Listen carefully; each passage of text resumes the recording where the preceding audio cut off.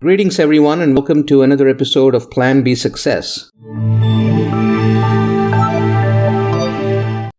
We have another unique guest today, Zachary Babcock, who actually runs an organization by the name of Underdog Empowerment and does several different things under that umbrella, and we'll hear all about it from him, one of them being a podcast of his own, of course. But Zach was an ex-convict. He came out of prison, and then he found his way into the real world, and he has built a beautiful business for himself, which is pretty impressive. And I'm so glad to have you on board today, Zach. Welcome aboard. Rajib, man, thanks for having me. I'm excited to be here. So why don't you tell our listeners a little bit about yourself, who you are, where you started, what you're doing right now? Yeah, absolutely. I'll keep it really short and condensed, and we can, dive deeper if you like. Don't want to talk your ear off. But, I made a lot of mistakes growing up. Was just a knucklehead, and landed myself in prison for over 5 years of my life, and learned a lot of things in there, built a lot of strength of character by going through those adverse situations. And when I went back to prison the second time, I went back just 20 days before my twin sons were born. And so that was the moment, that was that proverbial straw that broke the camel's back. It was like, I can't do this anymore. And so I made that decision in that jail cell, not knowing when I was coming home and knowing that I was going to miss the birth of my twin sons, that I was going to be happy and successful. I was going to be a responsible father. I didn't know what that looked like, but I had my reasons why. And, I got out after 8 months after that time.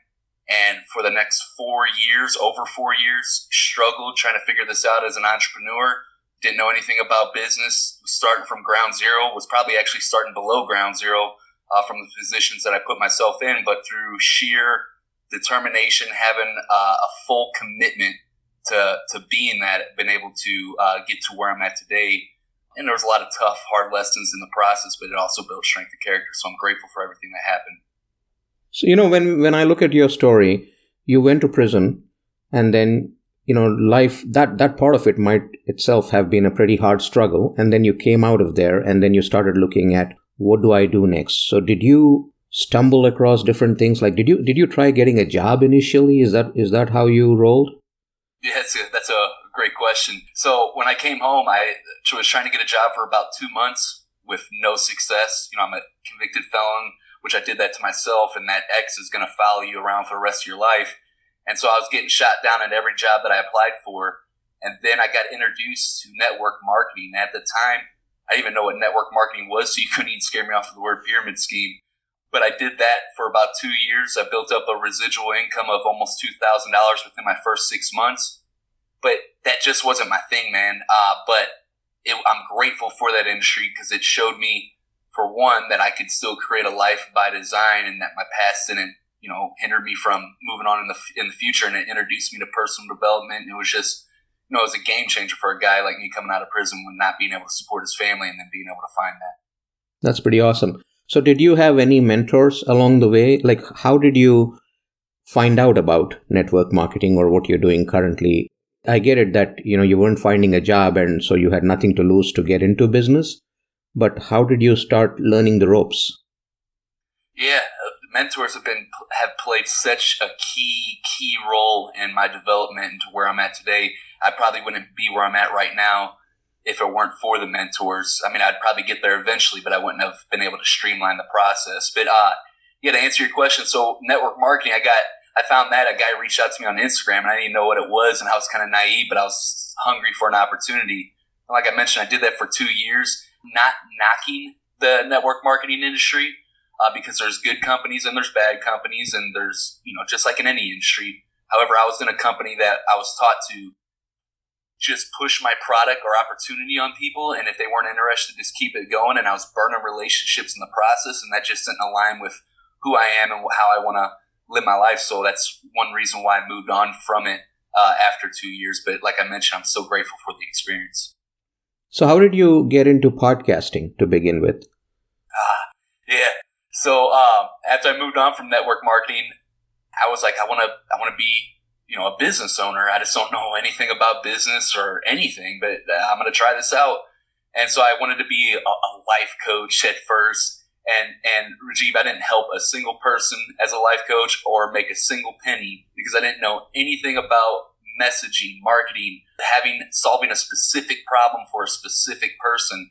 And so over a year and a half struggled with that, but I didn't give up, and I moved on from the life coaching thing. And I was, here's the reason why I got into the podcast. Anytime I tried to collaborate with any entrepreneur, nobody took me seriously. I was just that ex-convict turned entrepreneur afterthought that nobody gave the time of day to. And I was furious. I was frustrated. And I get it. Everybody judges people. People say that they don't. Well, it's literally impossible not to judge someone. You have to make a snap judgment. It's human nature. It's how we're hardwired for survival. So I get it. I'm not knocking people for judging me because of my past, but I wasn't going to let that judgment keep me in that spot. So out of that pain and frustration, I decided to launch the podcast, Underdog Empowerment. And it was crazy, man, because third day we got it ranked on Apple, and then the next week we started interviewing celebrities. So I literally went from 1 week, nobody wanting anything to do with me, to interviewing celebrities the next, all in 1 week through the podcast. It was a game changer for me. So you've been doing it for about 2 years now? Coming up on 2 years. It'll be 2 years in April. So you've actually built a pretty nice business for yourself, a six-figure business for yourself. So what else do you do besides podcasting? Yeah, you know, what's crazy, and I feel like this is a really great, I hope that it's a good, valuable lesson, because it was definitely valuable for me, and it opened up my eyes to some things. So a lot of entrepreneurs, they try to skip steps because they are so hungry and excited about reaching the goal that they just want to get there real quickly, and they try to take shortcuts and stuff. And this is the unsexy answer, but there's just certain steps that cannot be skipped. And the main of that is building high character and real, tangible, valuable skills to the marketplace that the marketplace wants and needs. And so, to give you an example, I had the podcast, it was successful, but I still wasn't making any money yet.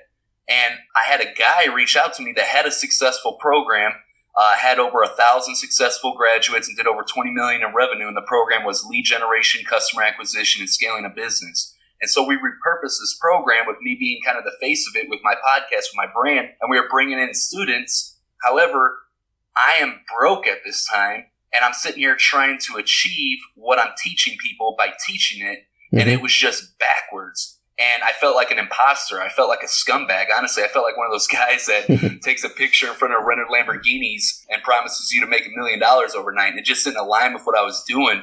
And so this was really tough, but I made a post on Facebook and was like, hey guys, you know, I've been doing this, but I'm not making this money in my business. How can I teach people how to scale a business or lead generation, customer acquisition? I'm not even doing it myself. I'm like, I gotta cut the cord on this and go back to the drawing board and figure it out. And that was tough because it was like, man, I'm putting myself out there, but it turned out to be a really smart decision and helped me build a real relationship with my audience. I had so many people reaching out. I was like, dude, I respect you for that. I was like, right on. But as a result of that, you know, and I'm sorry for the long-winded answer, but you know, when you're in your business, sometimes it's like being inside a bottle where you can't read the label on the outside. Mm-hmm. And I had all this success with the podcast, but I didn't know it was such a valuable skill. And I went to this speaking event that I got invited to. I spoke, and then the event host asked me to speak the next day. He's like, "Can you talk just about podcasting?" I'm like, "Yeah." And I did it, and everybody's eyes were lighting up, like, "Wow!" And I was like, "Man, I didn't know that."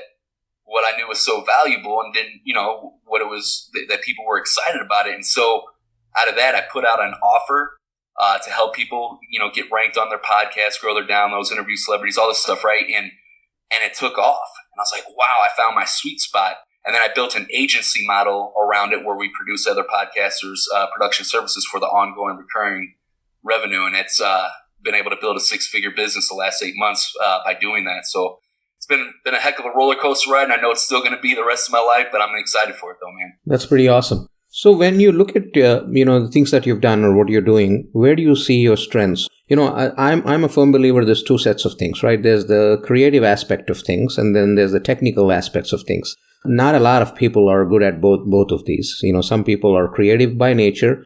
The technical aspect of it is what they have to outsource or try to figure out, and vice versa. So when you look at yourself, what do you think you're good at, and what do you think you need help with? You are so spot on with this, and it's funny that you mentioned that, because it's currently what we're working on right now. I am 100% the creative visionary guy. I am not the integrator, not the systems and operations guy. And as a result, what I did, instead of trying to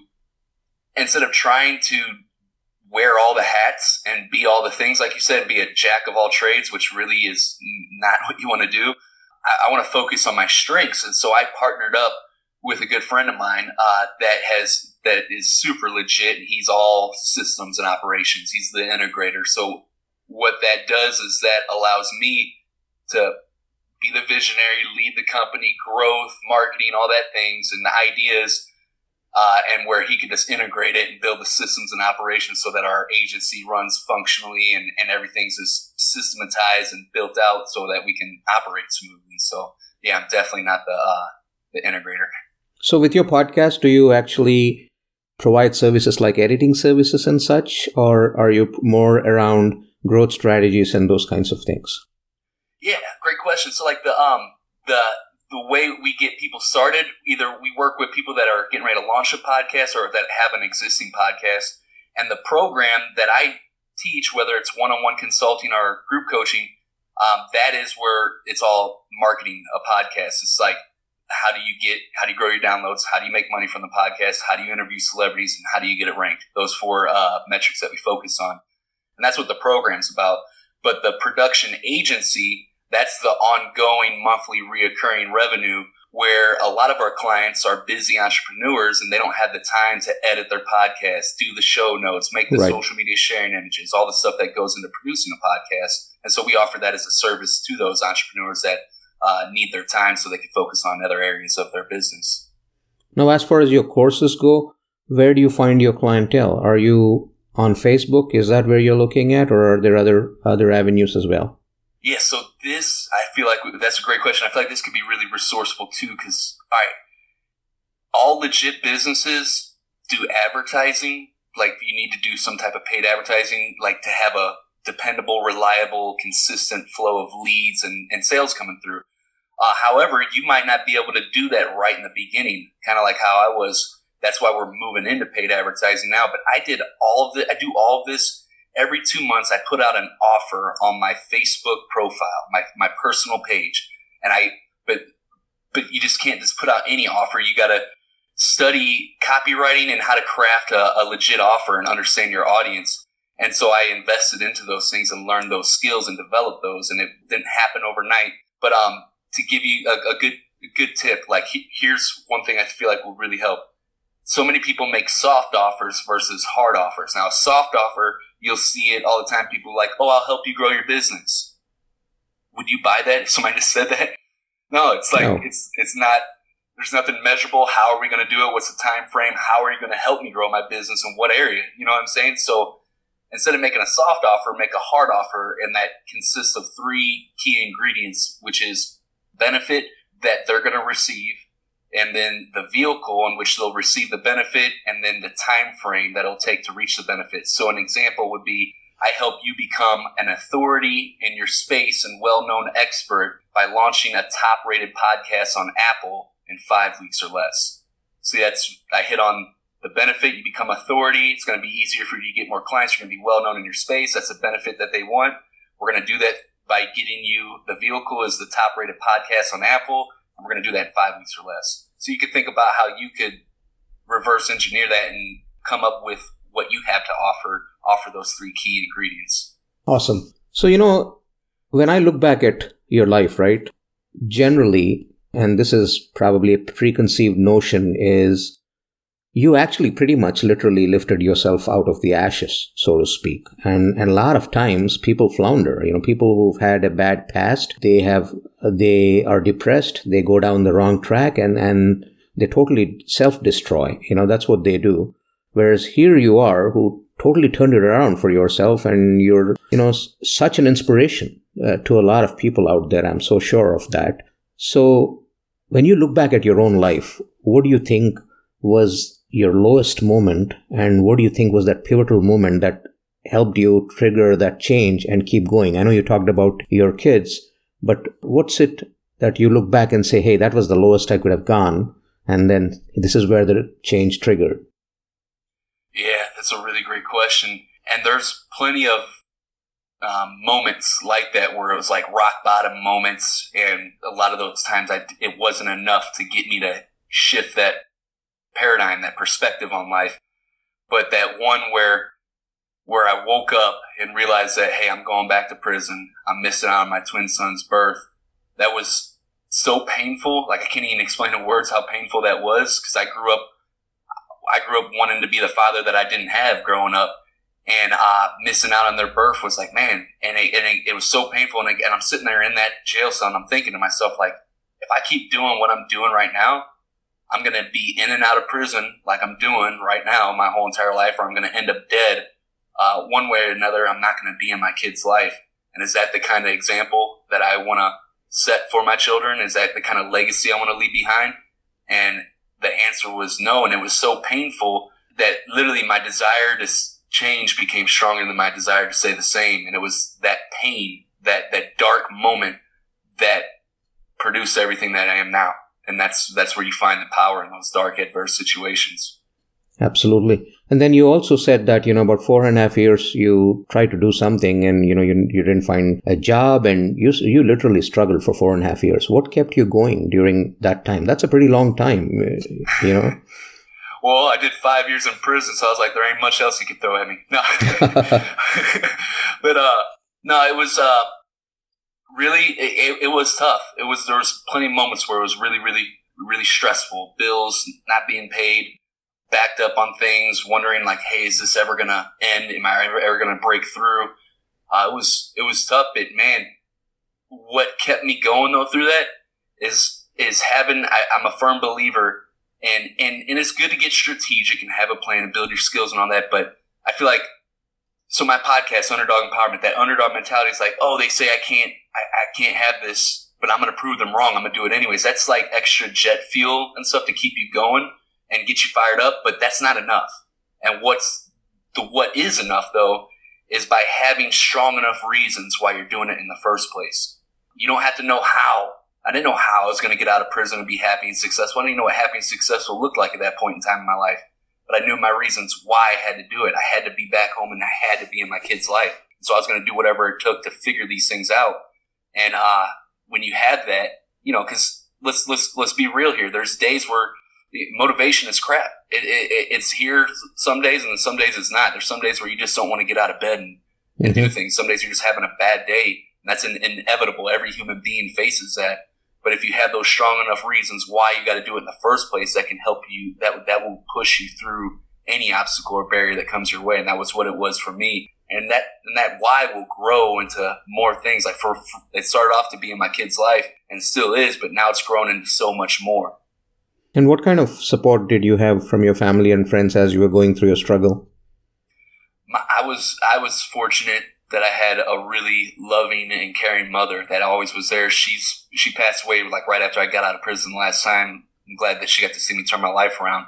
But she was always in my corner no matter what. She always encouraged me. She always fed me with these, this encouragement and confidence. Like, hey, you could do anything you put your mind to. I believe in you. You're going to do great things. Ever since I can remember. So that was huge for me. So what does the future hold for your company and things that you're doing? What are your future plans? Absolutely. Do you mind if I'll keep it as short as possible? It might be like a 2-minute answer. Is that okay? Yeah, absolutely. All right. So this is what my why has grown into, and what I feel like, or what I know is my legacy, what I feel like I'm called upon doing, and what gets me excited every single day. So people that go to prison, they put themselves there. It's their fault. All right. I'm not taking the responsibility away from that. I take full responsibility for putting myself there. However, the resources that are offered for people coming out of prison are crap. Having gone through them myself, the system, it doesn't help. It actually makes it harder for you. On top of that, you have this X on your record that prevents you from getting any decent job for the rest of your life, even after you walk down your parole. Our judicial system in the U.S. is a joke. It's the highest recidivism rate in the world, and it's broken. And then the resources that are provided, it's designed to keep you dependent on the system. It's not stuff that actually helps you. They make you go through classes that don't even help you, and it just wastes your time. It takes away time that you could be out there trying to provide for your family, and it keeps you dependent as far as like food stamps, welfare, all that's designed to keep you dependent. It's not teaching you, it's giving you a fish. It's not teaching you to go out to fish. So our mission with our company is we hire convicted felons, not all, but the guys and gals that are serious about turning their life around, that have learned from their mistakes and are ready to move on. We give them a job working with us where they begin to learn and develop these skills and learn about online marketing and entrepreneurship. And they have to read specific. So for one, that's given them an immediate source of income to provide for their family, where it's really hard to get that coming out of prison. And then for two, they have to read specific books and go through specific programs that work on their character and their personal development. And then so for the guys and gals that are cut out to be entrepreneurs, they won't need our help for long. Eventually, they'll be able to jump out the nest and fly on their own. And for the guys and gals that are not cut out to be entrepreneurs, because not everybody is, they can continue working for us and get pay raises and work in a really cool environment. And so our overall mission is a 9% recidivism rate or lower nationwide in the U.S., which is a crazy goal if you look at the recidivism rates in different states nationwide. But that's our goal, and we're sticking to it. That's pretty awesome, and that's very inspiring what you're trying to do there. So have you hired people at this point? Do you have people working with you? Yes, and so it's very in its infancy. We're just beginning. Obviously, I broke 100K in the last 8 months. I didn't make any money before that, so we're just getting started. But yeah, we're excited about it though. Absolutely, I think that is pretty awesome. That's pretty inspiring. You'll help turn around a lot more lives as a result of that. This is, it is pretty awesome to talk to you and hear about all of this. Not a lot of people get to see what we are talking about here today. So I wanted to ask you a few questions. I'll just throw out a few questions at you. Whatever comes to your mind, just tell me. And I think that'll kind of provide us more insights into, what you're thinking about. What do you think you're most thankful for at this point in your life? I'm thankful for all the hard times I went through, because it really got me to appreciate life more. When I put myself in prison, because that was totally all my decision and stuff that I did, when I lost those things, it made me appreciate it more. When you don't, it's that cliche is so true. You don't appreciate what you have as much until you start to lose it. And that's held true for me in my life. Okay. And what do you think you're most scared of? What I'm most scared of, what scares me the most each and every day is, like, sometimes when I'm not super motivated, I start to think about how am I going to feel at the end of my days when I'm on my deathbed and I'm reflecting on life and knowing that I didn't give it my all. And so if I have regrets of what could have been if I would have just gave it my all. So not going all in on the dream and reaching my potential, that's what scares me the most. And what are you most happy about? Most happy about? There's a lot. Just happy to experience life, man. Because it's amazing. All the aspects of it, and I appreciate both the good and the bad. Because without the bad, you can't appreciate the good, and without the good, you can't feel the bad. So it's I just the experience, the now. And what do you look forward to? I look forward to this is hard for me to do. It's really hard because I have to stop myself because I'm always living in the future sometimes. Mm-hmm. And it's hard to appreciate the now when you're always thinking about what's next. And anytime you achieve something, it's for 20 seconds, you're like, yes. And then after that 20 seconds, you're going, okay, what's next? What do we got to do next? And so I try to stop myself and just appreciate right now, this moment, and be in the moment, which is hard for me to do sometimes, but that's what I'm happy about. And what do you want your legacy to be? Yeah, it would definitely be to achieve that 9% recidivism rate or lower. I want to achieve that before I die, but if I don't, to at least have given it my all and did everything that I could, and then have that program that we create live on even after I'm gone. If we don't achieve that, as long as I know that I did everything in my power to make it happen, I'll be cool with that. But I couldn't be okay if I knew that I half-stepped it. So when you look back at your life and your life lessons, what would be that one thing that you would want to share with the listeners? There's a bunch, but I feel like, all right, this one right here, when When I was in prison the first time, at one point I was in the hole, which is the prison inside the prison. It's very small cell. Mm-hmm. You can walk 3 steps one way, 3 steps the next. Cold, dark, dirty, depressing, lonely. Get very little to no human interaction. I was down there for some tattoo violations, and then while I was in there, I was down there for 2 months. And the first 2 weeks I was down there, my sister had overdosed from a heroin overdose. My mom had to break into a bathroom with a screwdriver and found her dead on the floor. And they gave me a 30-second phone call to my mom. We're bawling our eyes out, and then they put me back into my cell after the phone hung up. And for the next 3 days, I didn't get out of my bed. Only got out to use the restroom, didn't eat. I was crying my eyes out, just thinking about all the mean things I ever said and did to my sister and the goodbye I never get to tell her. Just going through turmoil, going crazy by myself, right? And then on that third day, I woke up and I was like, I don't know, I'm 21 years old at the time. I was like, I don't know what the reason for me living is. I mean, I'm stuck here in prison. I don't even know when I'm going to be a free man again, but there's got to be a reason why I'm still alive. What can I do right now to find happiness and peace? And that question got me to focus on what I could do in that moment. Even though I'm trapped in this cell, this dark, dirty, depressing cell, it got me to focus on the power that I did have in that moment, which was dominating my space and dictating how I was going to live my day-to-day, moment-to-moment life from that point. Cleaning the cell, reading, working out, all that stuff, the little stuff that I could do, that I kept myself on a routine. And because of that, at the end of that time, I found a peace of mind in a really, really dark time in my life. And so the lesson from that, this was 2010 when I was 21 years old.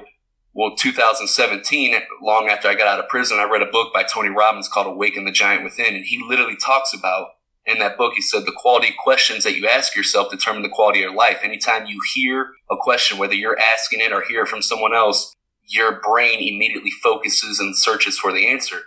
Like if I say, Rajiv, what color are your shoes? You, I, and everybody listening to this podcast, we're thinking like, well, what color are our shoes? This is how our brains work. And so, and a lot of times when we get in those dark, adverse situations where we feel like the world is crumbling around us, like there's no light at the end of the tunnel, we tend to ask ourselves the wrong questions. And I'm guilty of this. I did this plenty of times in my life. Like we'll say, well, why does this always got to happen to me or whatever? And so we're focusing on the wrong things instead of saying, we could say something empowering like, well, like for my instance, say, how can I find happiness and peace right now? Or what's the next best thing that I can do that's going to get me one step closer to my goal? And, as entrepreneurs, the journey is tough, and there's going to be plenty of times where you feel hopeless almost. And to ask those right questions, well, what's the next best thing that I can do to bring me one step closer? That if you ask that with intensity, you're going to find those answers. That's pretty inspiring, man. I'm sorry about your sister, but looks like that's been a very pivotal moment in your life that put you on the right track to get you where you are today.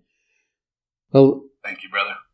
I would like you to talk a little bit about, your programs and what you're doing and how people can get in touch with you, before we end. So if you can tell our listeners where they can find you and what kind of programs you're doing, I'm sure a lot of people would like to get in touch or be supportive of what you're doing. Right on. I appreciate that. And yeah, definitely. I mean, if you guys are looking to launch a podcast or have a podcast, you can always hit me up. But really the best place to find me would be my own podcast, Underdog Empowerment. You can probably check it out on almost any platform that you listen to podcasts to, but to make it really simple for you, you can go to underdogempowerment.com, and right there on the front page, if you scroll down a little bit, there's a button to subscribe to the podcast, whether it's iTunes, Spotify, Google Play, Stitcher, whichever one you prefer. Hope to see you guys over there. And Rajiv, thanks for having me on your show, man. It's been awesome. Absolutely. It's been a pleasure talking to you, and I wish you the very best with what you're doing. Thank you, my man. Hey, I hope you liked that episode. Please make sure that you share Plan B Success podcast with your friends and family so that they might benefit from this content as well. By the way, if you're interested in podcasting and want to learn everything that is there to know about podcasting, I have recently launched my top podcast mastery program, which is available on my website, www.rajivmudumba.com. Go there, check it out. Thank you very much.